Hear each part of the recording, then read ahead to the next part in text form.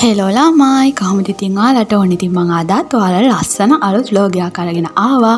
ඔයාලා හැමෝම සතුටින් පරිස්සමෙන් ඉන්නව නේද ඉතින්? හරි ඉතින් අන්න මගේ channel එකේ අද මේ වෙද්දි subscribers 2000 complete වෙලා තිනවා. ඉතින් මම ඔයාලා හැමෝටම ගොඩාක් ස්තුතියි කියනවා. මොකද ඔයාලා හින්දා තමයි මට මේ දේ හම්බුනේ. ඔයාලා හැමෝටම ගොඩාක් ස්තුතියි. ඉතින් දිගටම මගේ channel එකත් එක්ක එකතු වෙලා ඉන්න කියලා මම ඔයගොල්ලෝ හැමෝගෙම ආදරෙන් මතක් කරනවා. හරි ඉතින් ඔන්න අද මම ඔයගලන්ට අරන් ආවේ exam වලට special study vlog එකක්. බලමු එහෙනම් මොකද මේ vlog එකේ වෙන්නේ කියලා. හරි ඉතින් අද මට පාඩම් කරගන්න තියෙන්නේ macroeconomic. හරි ඉතින් මම දැන් මගේ macroeconomic වල පළවෙනි කොටස අද දවස් ඇතුළත කොහොම හරි ඉවර කරගන්නවත් කියලා තමයි try එක තියෙන්නේ. බලමු අද දවස් ඇතුළත මට මේ පොත translate කරලා note ටික හදාගෙන ඉවර කරගන්න පුළුවන් වෙයිද කියලා. හරි ඉතින් පාඩම් කරන්න කලින් මුලින්ම මම කරගත්තේ මට අවශ්‍ය දේවල් ටික ලං කරගන්න එක.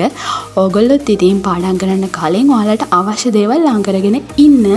එතකොට ඕගොල්ලන්ගේ කාලය කළමනාකරණය වෙනවා වගේම ඕගොල්ලන්ගේ කාලෙන් වැඩි වැඩ ප්‍රමාණයක් ඕගොල්ලන්ට කරගන්න පුළුවන්කම තියෙනවා. හරි ඉතින් ඕගොල්ලෝ ඒ ටිප් එකත් යූස් කරලා බලලා මට රිසල්ට් එකත් කියන්නකෝ. හරි ඉතින් අපි බලමු එහෙනම් එක්සෑම් වලට ස්පෙෂල් ස්ටඩි ටිප්ස් ටික මම අද ඔයගොල්ලන්ට කියලා දෙනවා. ඒ මොනවාද කියලා. හරි ඉතින් මුලින්ම උදේවරුේ මම කරගන්න හදන්නේ මැක්‍රෝඉකොනොමික් වල පළවෙනි යුනිට් එක කම්ප්ලීට් කරලා ට්‍රාන්ස්ලේට් කරලා කම්ප්ලීට් ඉවර කරගන්න. හරි ඉතින් මුලින්ම මම කරන්නේ ඔය පාඩම අරගෙන මට දැන් පාඩම් කිහිපයක්ම තියෙනවා ඔය පොතේ ඉවර කරගන්න. ඒ පාඩම් කිහිපය අරගෙන Google Lens එකට දාලා එක පිටුවක් ට්‍රාන්ස්ලේට් කරලා ඒකේ වැදගත් කරුණු highlight කරනවා. එහෙම නැත්නම් රතු පෑනෙන් ඉරක් අඳිනවා.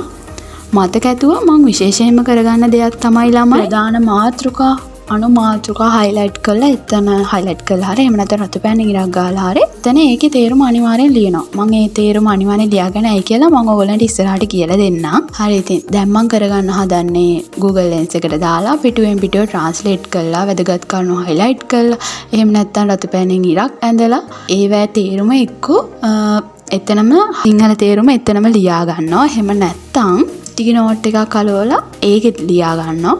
මොකද ළමයි highlight කරන එකෙන් sticky note අලවලා එතන ලියා ගන්න එකෙන් රතු පෑනෙන් ඉරක් ඇඳලා එතන ලියා ගන්න එකෙන් ඒ note එක මාර පිළිවෙලයි ළමයි. ඉතින් ඒකෙන් පිට තියෙන තවත් වාසියක් තමයි අපිට ආයෙ note බලන්න ආස හිතෙනවා. එහෙම ආයෙ බලද්දී අපිට ඒ වැදගත් කාරණා එහෙම ඉබේම ඔලුවට යනවා. කටපාඩම් කරන්න කිසිම අවශ්‍යතාවයක් නැහැ. ඉතින් ඕගොල්ලොත් මේ ක්‍රමය යූස් කරලා බලන්න ඕගොල්ලන්ගේ note පිළිවෙලට හදාගද්දි. හරි ඉතින් මම ඔයගොල්ලන්ට කියලා දෙන්නම්කෝ exam special study tips ටික. පළවෙනි study tip එක තමයි අපේ note ටික කම්ප්ලීට්ලා highlight කරලා sticky note වල ලස්සනට පිළිවෙලට හදාගන්න එක. දැන් මම ඉංග්‍රීසියෙන් ඩිග්‍රී කරන්නේ. මේක ගොඩක් කැම්පස් යන ඔයාලට තමයි වැදගත් වෙන්නේ. මොකද ඔයා ඉංග්‍රීසියෙන් අවුරුදු ගානක් මම සිංහලෙන් ඉගෙනගෙන එක පාට ඉංග්‍රීසියෙන් ඩිග්‍රී කරලා ඒක ටිකක් අමාරුයි නේද? ඉතින් ඒක හින්දා මම නම් කරන්නේ වැදගත් කරුණ highlight කරලා එතනම තේරුම ලියා ගන්න. එතකොට ළමයි exam ලඟ වුණාම මේ වචනේ තේරුම මොකද එහෙම හොය ඉන්න ඕනේ. අපිට පුළුවන් අපේ note එක complete හදාගෙන තිබ්බට පස්සේ ඒ note ටික බලාගෙන පාඩම් වැඩ ටික අපේ කරගන්න. දෙවෙනි study tip එක තමයි ළමයි දැන් අපේ නම් ඔය study material වල ප්‍රශ්න තියෙනවා. ඒ වගේම තමයි එක්ක ඕගොල්ලෝගේ පොත්වල තියෙන ප්‍රශ්න තියෙනවනේ study material වල අපේ නම් study material කැම්පස් එකෙන් දෙනවා. ඉන්නේ study material වල තියෙන ප්‍රශ්න එහෙම නැත්තම් past papers තියෙනවනේ. අන්නේ past papers වල ප්‍රශ්න හොඳට ඒවා අධ්‍යයනය කරන්න ඕනේ. past papers වලට උත්තර ලියද්දී අපිට මොන වගේ ප්‍රශ්න ඇවිත් තියෙනවද කියලා අදාළ පාඩමෙන් පාඩමට හොඳට බලා ගන්න පුළුවන්. ඒක අපිට exam එකට යන්න කලින් හොඳ ප්‍රැක්ටිස් එකක් exam එකට. ඉතින් ඒක හින්දා අනිවාර්යෙන් exam එකට යන්න කලින් past papers නම් අඩුම 10ක්වත් කරලා යන්න. විශේෂයෙන් මේ A level කරන අයට O level කරන අයටත් මේක ගොඩාක් හොඳ ටිප් එකක්. past papers වල තියෙන සමහර ප්‍රශ්න A level O level ඒ විදිහටම එනවා. අනිත් දේ තමයි ළමයි exam එකට ගිහින් paper එක අතට දුන්න පස්සේ උත්තරේ දැනගත්තත් අපිට ඒකට හොඳ ඡේද උත්තරයක් ගොඩනගා ගන්න ටිකක් අමාරු වෙනව නේද? අමාරුලා ටිකක් හිර වෙනවා වගේ නේද? මොකද ඉංග්‍රීසියෙන් අපි ඩිග්‍රී කරන්නේ. අන්නේ නිසා ඔයා කලින්ම පාස් පේපර්ස් වලට උත්තර ලියලා හොඳ ප්‍රැක්ටිස් එකක් වෙන්න ඕනේ. මේකයි ළමයි දැන් පාස් පේපර්ස් වලට උත්තර ලියද්දි සමහර ප්‍රශ්න වලට ඔයාට උත්තර ලියන්න තේරෙන්නේ නැහනේ. ඒ කියන්නේ මතක නැහනේ. ඒ වෙලාවට ඔයාට පුළුවන් දැන් මම ඔයගලන්ට කලින් කිව්වනේ පාඩමේ මාතෘකාව අනිවාර්යෙන් සිංහල ට්‍රාන්ස්ලේට් කරලා ලියාගන්න කියලා. ඔයා ඉංග්‍රීසියෙන් ඩිග්‍රී කරන කෙනෙක් නම් එතකොට ඔයාට පුළුවන් මේ මාතෘකාවට අදාළ කරුණු ටික ඒ වෙලේ බලලා ඒ වෙලේ ඔළුවට දාගෙන ඒ වෙලේ ටක් ගාලා මේ පාස් පේපර්ස් වලට උත්තර ලියන්න. ඔය පාස් පේපර්ස් වලට උත්තර ලියද්දී උනත් අපිට කරුණු මතක තියාගන්න පුළුවන්. විශේෂයෙන් ළමයි ඔයාගේ ඩිග්‍රිය ඔයා ඉංග්‍රීසියෙන් කරන නිසා අනිවාර්යෙන් පාස් පේපර්ස් කරලා හොඳ ප්‍රැක්ටිස් එකක් ගන්න. එතකොට අපිට මේ පාඩම් වලට අපි හොඳින් බලා ගන්න ඕන පොයින්ට් හොඳ අවබෝධයක් එනවා.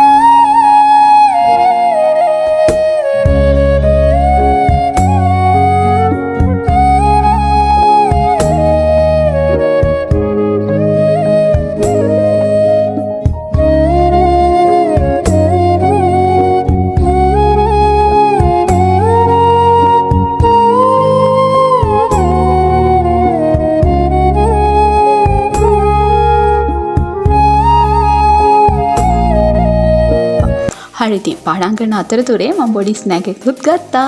ඒ වගේම තමයි ළමයි මේ පාස් පේපර්ස් වලට උත්තර ලියලා ගියාට පස්සේ ඔයාට එක්සෑම් එකේදී පේපරේ ලියද්දි කාලෙ මදි වෙන්නේ නැහැ. හොඳට කාල කළමනාකරණයකුත් වෙනවා.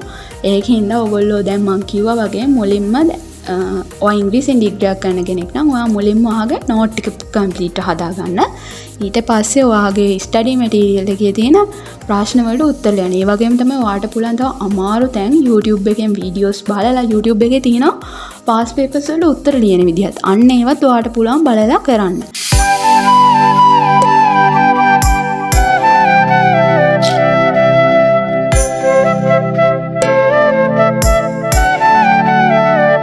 හරි ඉතින් දැන් උදේ වරුවට ස්ටඩි වැඩ ටික ඉවර කළා. මම දැන් නාලා හැම කන්න තමයි හදන්නේ. කාලේ ඉවරලා මම ආයි මගේ ස්ටඩි වැඩ ටික කරගෙන යනවා.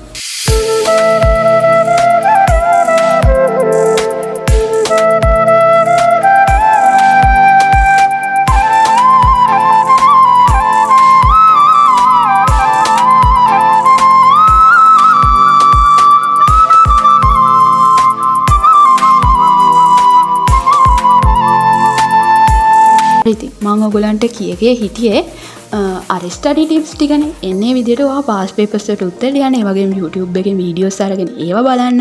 YouTube එකේ තියෙනවා පේපර්ස් වලට උත්තර ලියන විදිහෙම තේරෙන්නේ නැත්නම් ඒවා බලලා ලියන්න. ඉතින් ඔයා මෙන්න මේ exam special study tips ටික follow කරලා මට කියන්න බලන්නකෝ ඔයගොල්ලෝගේ ඊගාවට එන exam එකේ කොහොමද result එක කියලා. අනිවාර්යෙන් මේක A level කරන O level කරන ඔයාට මාර ඉදිරියට වටනවා. මොකද පාස් පේපර්ස් කරන එක ගොඩාක් වටනවා. පාස් පේපර්ස් ඒගොල්ලන්ට නම් පාස් පේපර්ස්, පළාත් පේපර්ස්, ඔය ඉස්කෝලේ වලින් අනිත් ඉස්කෝලේ වල පේපර්ස් අන්න ඒ වගේ ප්‍රැක්ටිස් කරලා ගිහින් ඒවා හොඳට ප්‍රැක්ටිස් කරලා ගිහින් ලියන්න. ගොඩක් වෙලාවට ඔය පාස් පේපර්ස් වල උත්තර එහෙම් පිටින්ම එනවා මේ එක්සෑම් වල. ඉතින් ඔයගොල්ලෝ මේ ටිප්ස් ටික යූස් කරලා බලලා මට පහලින් කමෙන්ට් එකක් දාගෙන යන්නකෝ කොහොමද රිසල්ට් එක කියලා.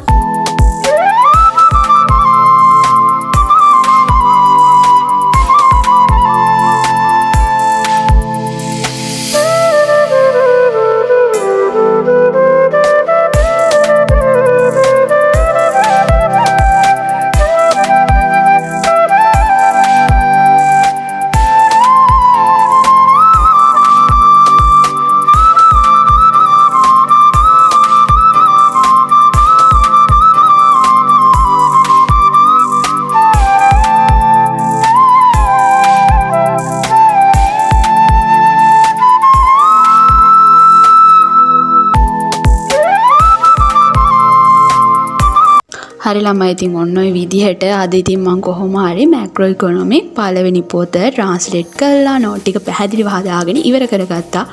දැන් ඉතින් රැට මට තියෙන්නේ පාස් පේපර්ස්ුයි ඕකේ තියෙන ප්‍රශ්නයි කරන්න.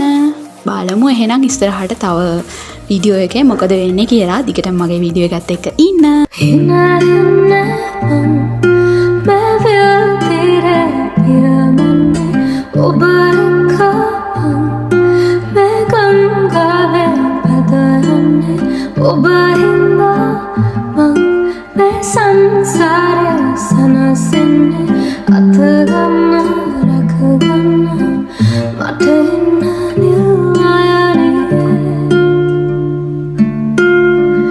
කිසිදාදේ හදවන්නේ හැනුවත් සොදුරේ රිදවන්නේ දෙවියන් මුතුදා තනි වෙන්නේ ඔන්න ඔය විදියට හවසරුවේ මං අර පොත ට්‍රාන්ස්ලේට් කරලා ඉවර කළා එහෙම දැන් මං හවසට ටී එහෙම බීලා දැන් මං කරගන්න හදන්නේ අපේ වෙබ්සයිට් එකේ තියෙන අපේ කැම්පස් එකේ වෙබ්සයිට් එකේ තියෙනවා මේ පාස් පේපර්ස්. ඉතින් ඒ පාස් පේපර්ස් ඔය පොතේ තියෙන ප්‍රශ්නයි මං කරගන්න තමයි යන්නේ.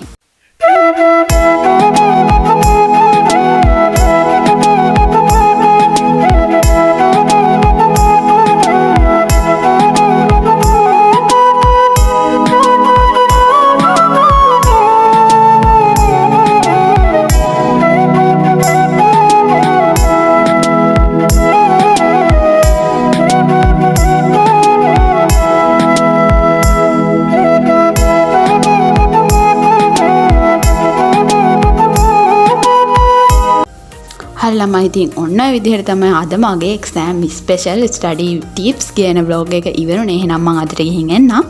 ආයෙත් ලස්සන බ්ලොග් එකක් අරන් එනකන් ඔයාලා හැමෝම සතුටින් පරිස්සමින් ඉන්න.